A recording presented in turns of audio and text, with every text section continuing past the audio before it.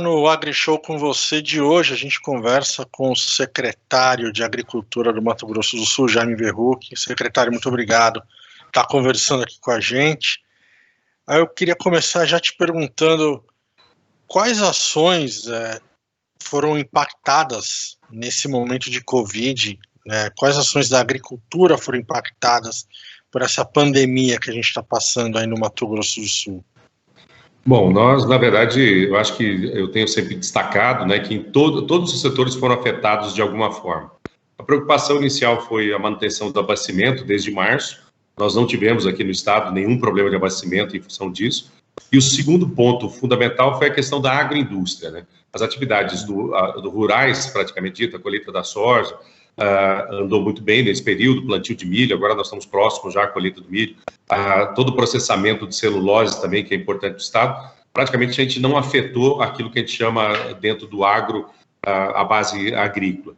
Mas na questão da agroindustrialização, nós tivemos alguns impactos significativos e que, principalmente na questão dos frigoríficos, que foi uma questão nacional, mas aqui também tem nos preocupado de uma maneira significativa. O que nós fizemos aqui no estado? Nós definimos aí todos os protocolos, até antes do Ministério da Agricultura definir protocolos, o governo do estado definiu protocolos de biossegurança para todas as áreas, e especialmente na questão dos frigoríficos, para que se evitasse a ampliação do contágio. E a gente conseguiu retardar, mas importante assim, neste momento nós temos aí uma regularidade em termos de abates no estado, com algumas plantas fechadas, também no suíno e aves. Nos preocupa um pouco nesse momento o posicionamento da China, que tem sinalizado com o fechamento de algumas plantas, então nós sabemos claramente que os protocolos de biossegurança dão garantia a nenhum tipo de contaminação, mas localmente tem-se essa preocupação. Então a gente tem atuado muito, nós temos um programa aqui que chama Prosseguir, onde alia exatamente as bandeiras da saúde com as bandeiras da retomada da economia. E nós vamos calibrando isso em termos de fechamento de planta, de retardamento, de testagem ampla. Todas as agroindústrias do estado têm feito uma testagem bastante ampla. Então, existe um impacto, mas no período, e isso é importante destacar, eu vou dar um número para vocês, que é um número fechado aí no mês de junho. No mês de junho, a agropecuária cresceu 8% e a pecuária cresceu 7%. Então, nós tivemos impacto basicamente no comércio e no serviço, mas, dada a nossa característica exportadora, o Mato Grosso do Sul aí tem um perfil exportador muito forte no agro, ele permitiu que a gente passasse esse período dos 3 meses com até crescimento da arrecadação no setor do agronegócio. Então, o agronegócio foi aquele que nos deu o colchão aí de sustentação na arrecadação do estado. Num cenário extremamente positivo, a gente pode falar aí que a balança ficou equilibrada, dadas as circunstâncias. Dadas as circunstâncias, ele ficou equilibrado, E aqui, até quando você colocou, é importante até destacar que a nossa secretaria aqui no Mato Grosso do Sul, a gente tem uma característica um pouquinho diferente das outras. Eu sou o secretário aqui do Estado de Indústria, sou o secretário de Agricultura, sou o secretário de Meio Ambiente, e de Agricultura Familiar. Aqui foi o primeiro projeto que nós fizemos, onde nós juntamos o meio ambiente com a produção. E a gente pode falar para vocês que é um modelo que dá muito certo, porque você consegue conciliar e avaliar muito bem o agronegócio sobre o foco da sustentabilidade. Secretário, quais as vantagens de aliar todas essas secretarias dentro de um mesmo guarda-chuva, se é que a gente pode dizer assim? É dentro do mesmo guarda-chuva mesmo. Na verdade, quando a gente pensou isso no início da gestão, eu não tinha nunca participado do setor público, vim do setor privado, mas dentro do momento da transição, nós estamos no 2º mandato, então isso funciona já há 6 anos e meio. O foco importante era o primeiro momento seguinte, nós tínhamos um travamento do processo de licenciamento significativo. Quando nós entramos no governo, a média de tempo de licenciamento do estado de Mato Grosso do Sul, aferido, era de 299 dias por uma licença. E, além disso, nós tínhamos praticamente R$1 bilhão em investimentos que não estavam saindo em função de não ter os processos de licenciamento. Travados quase um ano. Em função desse processo. E quando nós juntamos todas as secretarias, o foco foi muito no foco do cliente. Quer dizer, nós identificamos que todas as secretarias, ela tem um setor produtivo como cliente. Quer dizer, aquele que precisa do licenciamento ambiental é aquele que gera algum impacto, seja ele de uma outorga de água, de uma necessidade de água, ou de um desmate dentro da legislação, ou de um tratamento de resíduo. Então, o foco que funcionou muito bem foi esse olhar de criar uma secretaria que poderia se chamar muito bem de apoio ao setor produtivo. Então, toda a nossa conexão, desde a abertura de uma empresa, que a junta comercial está conosco, desde do licenciamento, o Instituto de Meio Ambiente está conosco, a questão da sanidade, a questão do IAGRO, atendimento à agricultura familiar, o IMETRO. Então, todas essas vinculadas, elas todas atuam diretamente no setor produtivo. Então, a lógica foi exatamente o setor produtivo. Isso a gente mostrou muito o que nós ganhamos no próprio NUCAR, no Cadastro Ambiental Rural. Hoje, o Cadastro Ambiental Rural, além dele estar no meio ambiente, ele está também servindo para fazer a verificação da sanidade animal. Então, o CAR hoje é a base de todo o olhar territorial do nosso setor produtivo do Estado. Então, funciona muito bem, porque o setor produtivo e o agronegócio nos aciona pelo mesmo canal, independente do problema que ele tem. Então, tem funcionado muito bem e a gente tem conseguido avançar muito na política ambiental e na política agrícola do Estado com essa conciliação. A gente pode dizer que o senhor recomendaria essa junção nos estados onde isso fosse possível? Isso facilitaria o desenrolar dos processos? Eu não recomendaria para o governo federal. Eu acho que o governo federal ele tem políticas muito distintas e aquilo que foi possível se trazer do meio ambiente para o Ministério da Agricultura, como Serviço Florestal Brasileiro, a Agência Nacional foi para o Ministério, eu acho que nacionalmente isso poderia criar uma situação de entendimento de sobreposição de comando e não de ação integrada. Agora, sobre o ponto de vista dos estados, a necessidade é da ação integrada, porque a legislação está presente, você formula o processo, então você precisa fazer uma ação integrada. E quando eu falo em reserva legal, eu estou falando do produtor rural, eu estou falando de atividade produtiva. Quando eu falo em outorga, de gestão de recursos hídricos, eu estou falando também de integração. Então, para os estados, o nosso modelo aqui, e o importante é como é que você define o modelo de governança. A grande preocupação dos ambientalistas seria uma subordinação da lei ambiental aos grandes interesses do agronegócio. O agronegócio só tem um interesse, que é a sustentabilidade e produtividade. Então, a gente está trabalhando muito isso, inovação, sustentabilidade e produtividade. Não há interesse difuso, como tenta se colocar, não há esse dilema quando a gente está na política pública. Existe um conjunto de legislações que tem que ser cumprido. Então, para os estados, não há conflito, desde que você estabeleça um modelo de governança adequado, onde não se sobreponha os conselhos, as estruturas, onde cada um desses entes pode estar representado. Secretário, o senhor falou que veio da vida corporativa, setor privado. Isso, privado. Isso. Como foi essa migração? Teve um passo a passo? O que te levou para isso? Na verdade, nós, aqui foi o governador do estado, o governador Reinaldo, que é uma pessoa do agronegócio, por mais que seja um político aí já de muitos mandatos, de prefeito, deputado estadual e federal, ele, quando entrou no governo, a primeira contratação que nós fizemos foi, na verdade, o grupo do Brasil Competitivo, né? Aquele grupo para que a gente fizesse um ordenamento no estado. E nessa linha nós começamos a participar. Então, foi um convite direto do governador, tentando exatamente melhorar a gestão pública. Então, ele levou uma série de pessoas do setor privado para a gestão pública, para a gente colocasse a dinâmica, né, principalmente no sistema de gestão. Aqui, para você ter uma ideia, nós implantamos desde o início do governo, cada um dos secretários tem metas a cumprir, nós temos um contrato de gestão com o governador e cada secretaria, dentro dos planos, a política agrícola, nós temos uma série de metas a ser cumpridas, compromissadas com o governador. Então, foi essa a lógica, foi um convite, um desafio importante, que quando a gente entra, normalmente a gente entra para ficar, eu vou ficar 2 anos te ajudando, você fica 4, chega no segundo mandato da mesma forma, não, agora você vai ficar, e nós já estamos aí há 6 anos e com certeza vamos terminar o mandato do governador, que tem aí até 2022. A gente começou a conversa falando das ações que vocês colocaram em prática para manter o agro funcionando. O senhor listou essas ações, eu queria saber como que foi a receptividade dos produtores e da população e quais desafios vocês enfrentaram na hora de implantar os projetos.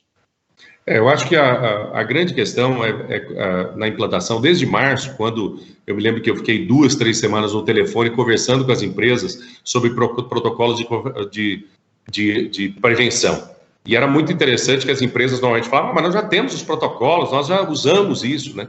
E aí eu tentava explicar que o protocolo era diferenciado, que era um protocolo de prevenção, depois nós teríamos que ter um protocolo de surto. Então, a gente sentiu que no mês de março não houve resistência, era muito mais pelo desconhecimento e pela falta de informação ainda, e da própria dimensão que nós tínhamos de qual o impacto que isso efetivamente teria. No início de março, né, nós criamos aqui o nosso COE, que foi o nosso Centro de Operações Emergenciais, dia 30 de janeiro, quer dizer, antes, inclusive, do Carnaval.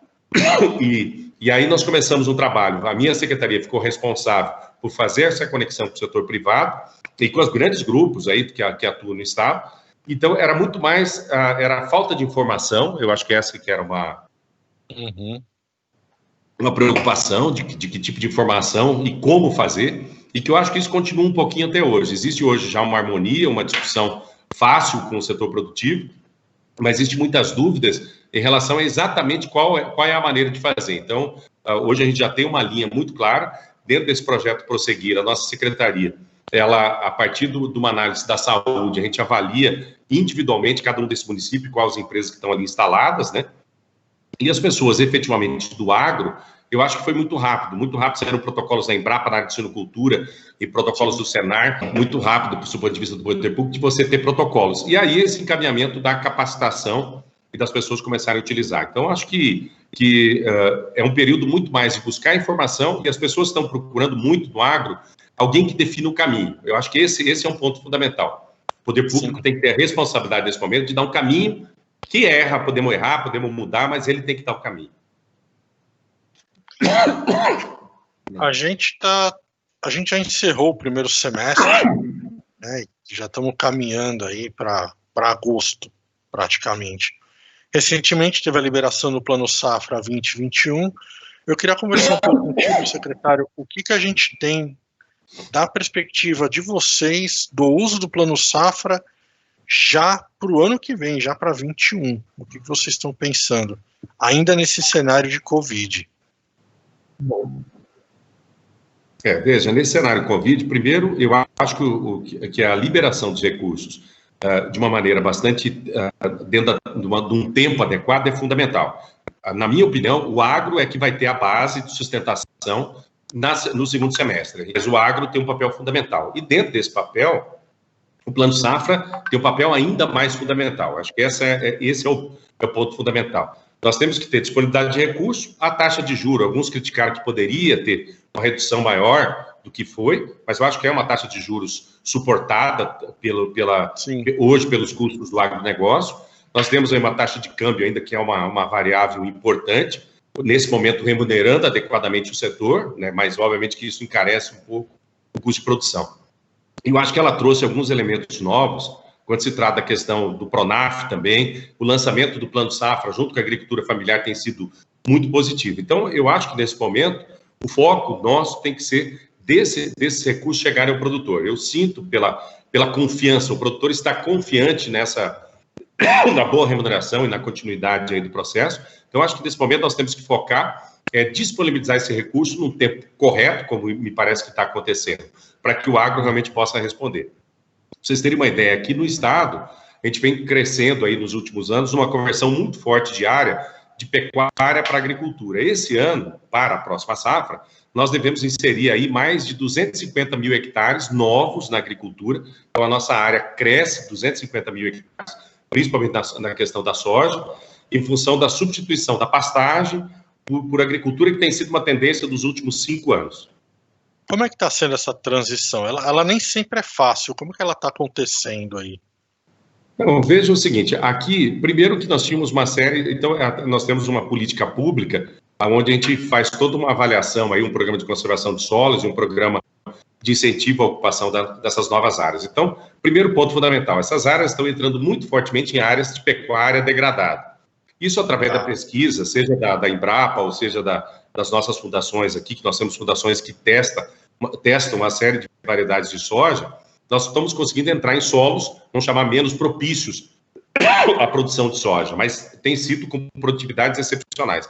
Então, existe uma expansão em novas áreas, em novos eixos, isso nos tem demandado alguns investimentos em infraestrutura, pontes, asfalto, instalação de estradas, né?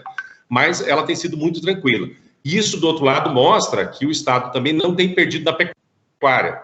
Por exemplo, no ano passado, nosso abate mesmo, com a substituição, nós temos mantido o número de cabeças e a pecuária claramente se intensifica, com um crescimento muito forte dos confinamentos no Estado. Então, existe uma intensificação, ampliação da agricultura sem se perder a produção na pecuária. Eu acho que esse é um ponto importante. A gente percebe, nós temos programa de incentivos fiscais na área de produção de novilho precoce, tem se intensificado muito isso também. Temos alguns programas específicos, Pantanal, como carne orgânica e sustentável do Pantanal. Então, hoje a gente certifica essa carne, atendendo o nicho de mercado. Na carne, nós temos aqui uma marca que é a carne carbono neutro, que é um nicho de mercado que a Embrapa desenvolveu todo um processo. Então, as políticas públicas, a gente está tentando acertar essas políticas públicas no olhar de mercado e aí fazer com que a produção se adeque nessa estrutura de mercado.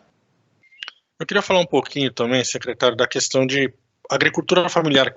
É um movimento muito forte, nacional, e também muito forte aí no Centro-Oeste. Vocês têm diversas ações em prol desses produtores. Teve alguma ação específica para eles nesse processo da Covid? Ou eles estavam englobados nos programas gerais? Nós, na verdade, trabalhamos com esses programas gerais, que foram das postergações das parcelas, que foi especificamente do Pronaf aí que vocês acompanharam, que houve uma postergação.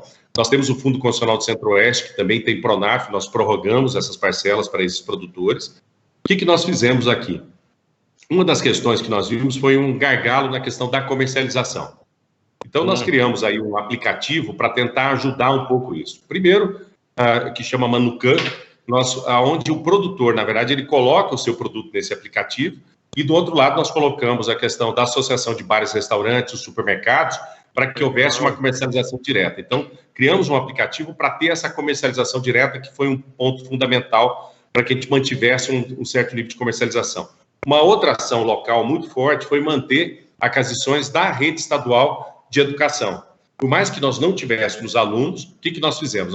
Nós absorvemos desse produtor os produtos que entregaram, fizemos cestas, aí vamos chamar cesta de produtos desses produtores e entregamos para as próprias famílias que eram da educação, dos pais desses meninos que não estavam estudando. Então, também uma forma de manter. Todo o nosso foco foi a manutenção do fluxo de comercialização para esses pequenos produtores. Então, foi essa a ação fundamental que nós estamos fazendo para que eles consigam, durante a pandemia, manter os seus processos de comercialização. Obviamente que foram afetados, né?